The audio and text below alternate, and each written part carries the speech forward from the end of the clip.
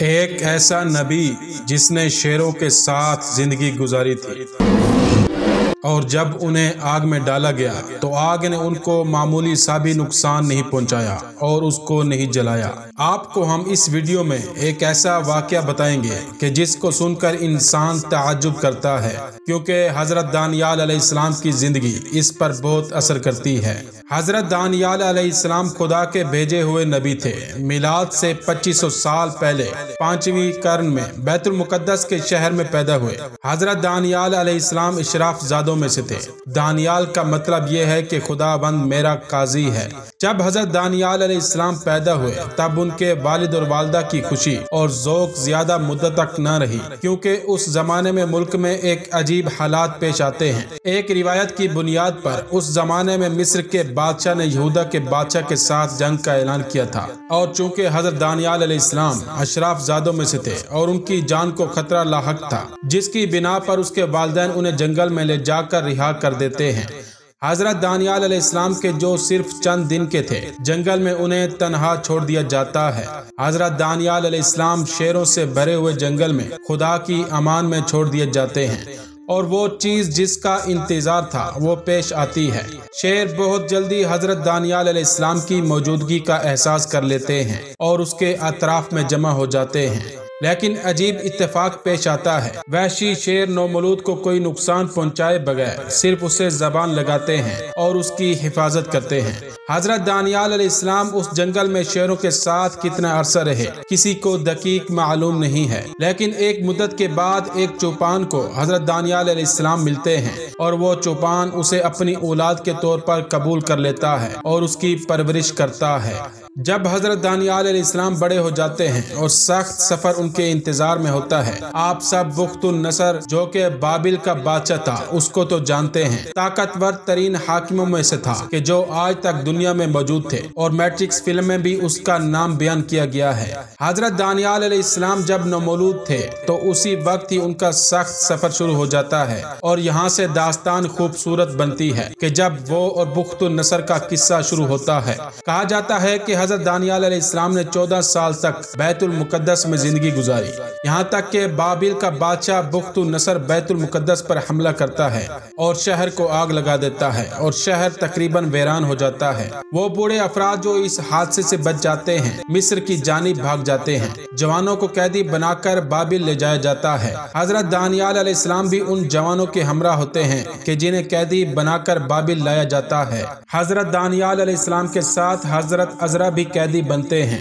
بابل کے لوگوں نے ان جوانوں کو تکلیفیں دینا شروع کر دی کہ جنہیں بیت المقدس سے قیدی بنا کر لایا گیا تھا۔ بابل کے لوگ ان جوانوں کی شکایت بابل کے بادشاہ بخت النصر کے پاس لے کر جاتے اور اسے کہتے کہ اے بادشاہ، آپ ان لوگوں کو یہاں پر لائے ہیں، ہماری بیویاں ہم پر توجہ نہیں کرتی ہیں اور ان کا سارا ہوش و حواس ان جوانوں پر ہے، یا ان کو یہاں سے باہر نکالیں یا انہیں قتل کر دیں۔ بخت النصر ان کی بات سننے کے بعد ان سے کہتا ہے کہ جو کچھ کرنا ہے کر لو، اس بات کا مجھ سے کوئی تعلق نہیں۔ بخت النصر اس بات کے بعد تمام جوانوں کو شہر کے میدان میں جمع کرتا ہے۔ جس وقت یہ جوان اپنی آخری سانسیں لے رہے ہوتے ہیں، بخت النصر کہتا ہے کہ رک جاؤ، مجھے وہ 4 جوان چاہیے، ان کو آزاد کرو۔ 4 جوان آزاد ہو جاتے ہیں اور بابل کے لوگ باقیوں کو قتل کر دیتے ہیں۔ ان 4 جوانوں میں ایک حضرت دانیال علیہ السلام تھے اور دوسرے حضرت عزرا علیہ السلام تھے۔ بخت النصر ان جوانوں کو اپنے محل میں لے جاتا ہے اور اپنے وزیر کو بلاتا ہے اور اسے حکم دیتا ہے کہ ان جوانوں کو خود اپنے پاس رکھو اور ان کا خیال رکھو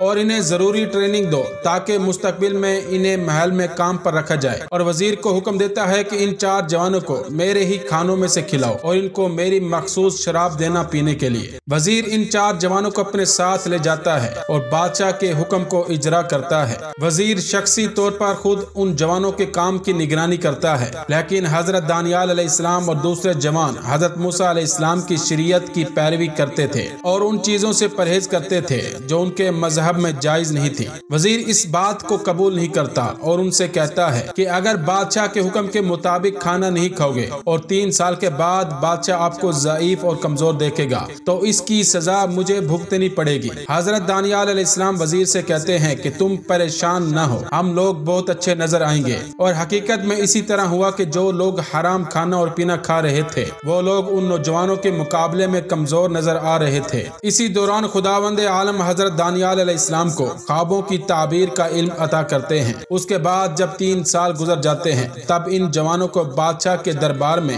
حاضر کیا جاتا ہے۔ بادشاہ ان جوانوں سے مختلف کام کرواتا ہے۔ یہ جوان سالوں بخت النصر کے قیدی کے عنوان سے ان کی خدمت کرتے ہیں، لیکن بخت النصر کو اچھا نہیں لگتا تھا ان جوانوں کو قیدی کی نگاہ سے دیکھیں۔ بخت النصر حضرت دانیال علیہ السلام کو خود کا وزیر بناتا ہے اور اس دوران خدا حضرت دانیال علیہ السلام کو پیغمبری مبعوث کرتا ہے۔ بابل کے لوگ حضرت دانیال علیہ السلام کی جاسوسی کرتے ہیں اور حضرت دانیال علیہ السلام کی رفتار و کردار کو دیکھ کر ان لوگوں سے برداشت نہ ہوا اور انہوں نے کوشش کی کہ حضرت دانیال علیہ السلام کو بدنام کریں اور بخت النصر کو حضرت دانیال علیہ السلام کی نسبت بدظن کریں، اور بخت النصر سے جا کر کہتے ہیں کہ اے بادشاہ، تو نے اس شخص کو خود کا وزیر بنایا ہے لیکن وہ پیغمبر کی طرح رفتار کرتا ہے۔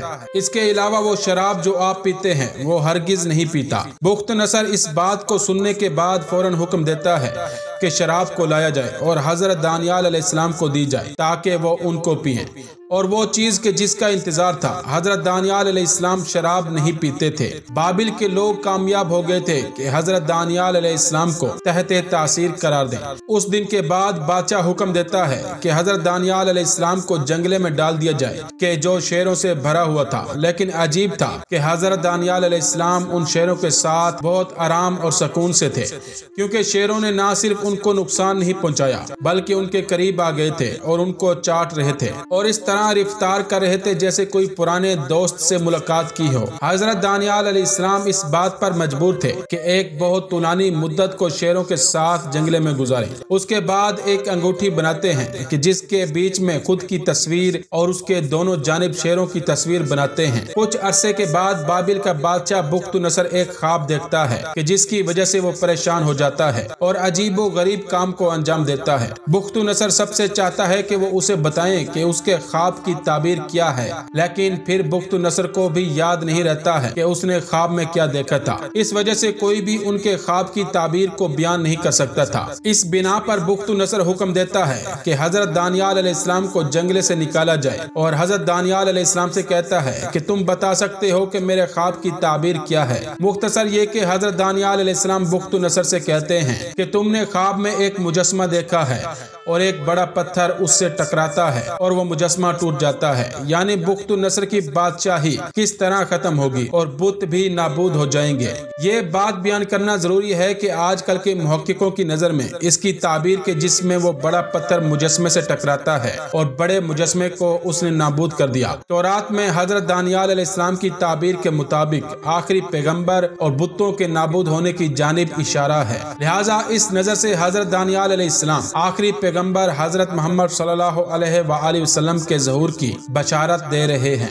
جس وقت بخت نصر دیکھتا ہے کہ حضرت دانیال علیہ السلام ان کے خواب کو اور ان کی تعبیر کو بیان کر سکتے ہیں، حضرت دانیال علیہ السلام کو دوبارہ محل میں لے کر آتے ہیں اور پہلے سے زیادہ محبت آمیز رفتار کرتا ہے، لیکن بابل کے لوگ حضرت دانیال علیہ السلام کا پیچھا نہیں چھوڑتے ہیں اور انہوں نے حضرت دانیال علیہ السلام سے نجات پانے کے لیے ہر برے طریقے کو آزمایا۔ اگرچہ اس بار بہت سختیاں برداشت کی، لیکن پھر بھی بخت نصر کو راضی کر لیا اور بادشاہ کے حکم کے مطابق ایک بہت بڑا مجسمہ بنایا گیا، اور اس کے بعد بادشاہ حضرت دانیال علیہ السلام کو حکم دیتا ہے کہ اس بت کے سامنے سجدہ کرو اور اس کی پرستش کرو، اور ان سے کہتے ہیں کہ اگر اس کام کو انجام نہیں دیا تو تمہیں جلتی ہوئی بھٹی میں پھینک دیں گے۔ حضرت دانیال علیہ السلام بخت نصر کو جواب دیتے ہیں کہ ہم صرف خدا کی بندگی کرتے ہیں اور خدا ہم کو اس آگ میں کہ جس میں تم ڈالو گے بچا لے گا۔ بادشاہ اس بات کو سننے کے بعد بہت غضبناک ہوتا ہے اور حکم دیتا ہے کہ آگ کی بہت بڑی بھٹی بنائی جائے۔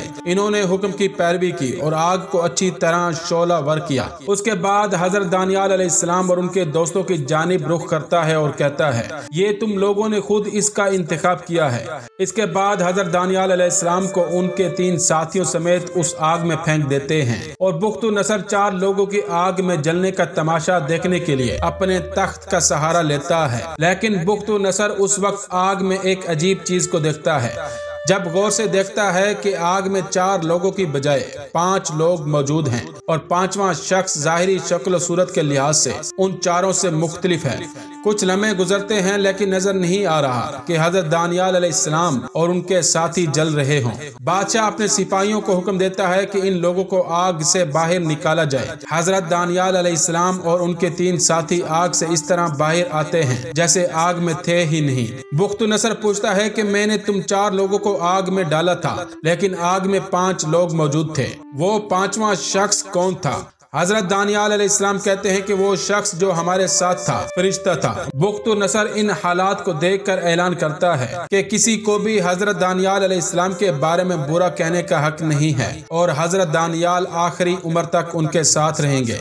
اس واقعے کو سالوں گزر جاتے ہیں اور بخت نصر بابل میں اس دنیا سے چلا جاتا ہے، اور جب حضرت دانیال علیہ السلام کی وفات کا زمانہ قریب آیا تو خداوند متعال نے حکم دیا، نور و حکمت خداوندی کو اپنے فرزند کو سپرد کر دو اور اس کو اپنا خلیفہ بنا دو۔ چنانچہ انہوں نے تعمیل ارشاد باری تعالی کر دی۔ اس کے بعد حضرت دانیال علیہ السلام کا بھی انتقال ہو گیا اور وہ وہیں بابل میں بے مقام سوس دفن ہوئے۔